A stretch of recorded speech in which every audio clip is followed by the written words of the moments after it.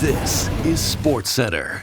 Hey, how's it going? I'm Luca Celebre filling in for Marissa Roberto. This is Digital Sportscentre presented by Montana's Barbecue and Bar. The Toronto Maple Leafs are in action tonight taking on the Stars in Dallas. And to put it simply, it's been an interesting stretch to say the least for the Leafs lately. They've won 3 of their last 5, but only one of those games came against the team that currently holds a playoff spot. And that's the New Jersey Devils. And now they'll be forced to play without Anthony Stolarz, who's expected to be sidelined the next 4 to 6 weeks with a knee injury. That's a big blow for Toronto, as Stolarz has been one of the best goalies in the league so far, and is a huge reason why they are first in the Atlantic. But there's still reason to be optimistic about the Maple Leafs going forward. For one, Joseph Woll has had a strong season, and his stats are only a step behind Stolarz. And if he can continue this level of play, the Leafs shouldn't see a huge drop-off in net. Toronto's core 4 players are also heating up right now.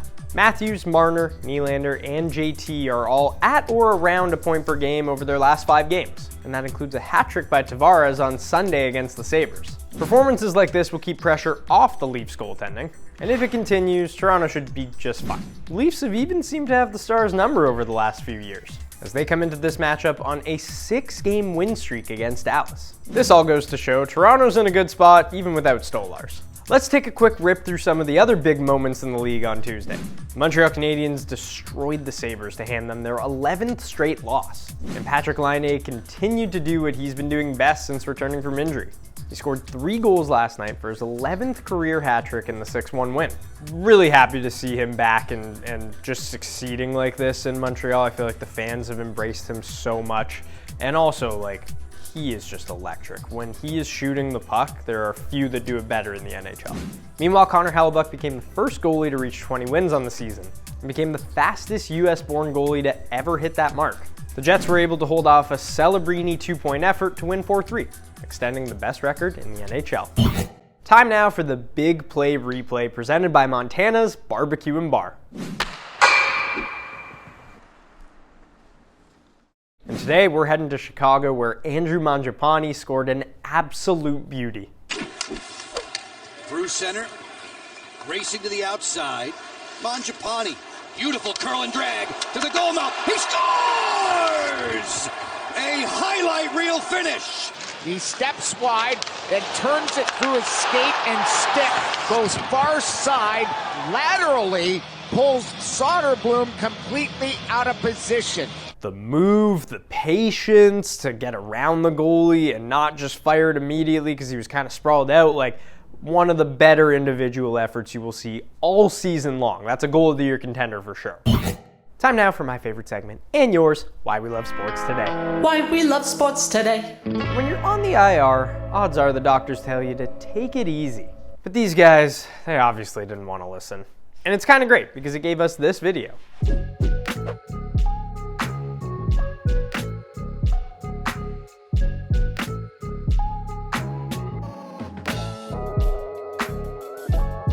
Even injured athletes find a way to entertain themselves and still play some sports. So this was wonderful to see.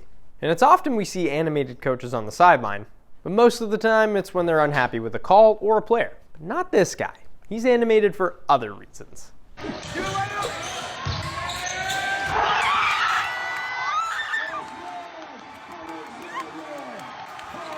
Usually we come from the hockey world a lot where if John Tortorella was that coach, he would be screaming at his player. So it's refreshing to see a coach actually celebrate something cool rather than be upset about it.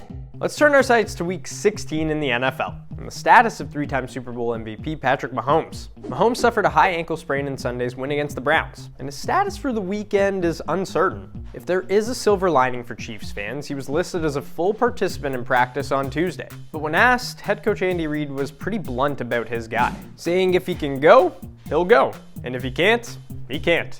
It's that simple. The 13-1 Chiefs, who currently sit 2 games up on the Bills, are trying to lock up that number 1 seed in the AFC. They play the Texans on Saturday, in what will be their first game of 2 in just a 5-day span.